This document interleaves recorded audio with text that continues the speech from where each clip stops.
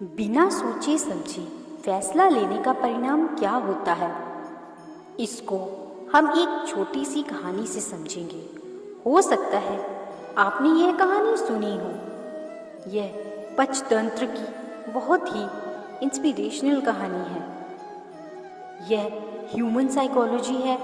हमें जो दिखता है हम उसे सच मान लेते हैं और तुरंत फैसला ले लेते हैं। कभी कभी तो कुछ सेकंड की भी देर नहीं लगाते और फैसला ले लेते हैं, चाहे बाद में क्यों ना पछताना पड़े। तो आइए इसको एक छोटी सी कहानी के माध्यम से जानते हैं। एक गांव में एक ब्राह्मण अपनी पत्नी के साथ रहता था। जिस दिन उसकी पत्नी ने अपने पुत्र को जन्म दिया, उसी दिन कहीं से एक नेवले का बच्चा भी उनके घर आ गया। ब्राह्मण की पत्नी को नेवले का यह छोटा सा बच्चा बहुत पसंद आया और उसने इस नेवले के बच्चे को अपने घर रख लिया और अपने बच्चे की तरह ही उस नेवले के बच्चे को पालने लगी। नेवले का बच्चा थोड़ा बड़ा हुआ और वह ब्राह्मणी के बच्चे के साथ खेलने लगा। नेवले का बच्चा उस ब्राह्मणी के बच्चे के साथ ही रहता। दोनों में खूब प्रेम हो गया। ब्राह्मणी यह देख बहुत खुश होती थी, लेकिन कहीं ना कहीं उसे यह शंका भी रहती थी कि नेवला है तो एक पशु, कहीं यह मेरे बच्चे को नुकसान ना पहुंचा दे।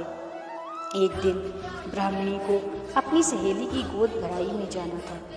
उसने अपने पति से बच्चे की निगरानी करने को कहा और चली गई। ब्राह्मण अपने पुत्र के पास बैठ गया।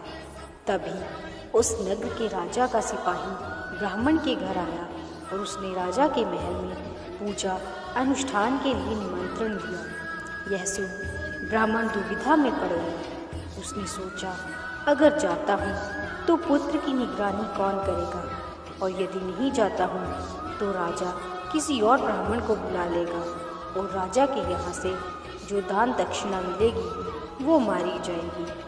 आखिरकार उसने फैसला किया कि बच्चे का भार नेवले पर डालकर राजा के महल में चला जाए।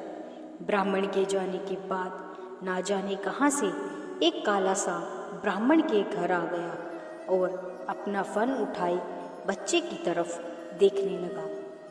पास बैठे नेवले ने उस सांप को देख लिया।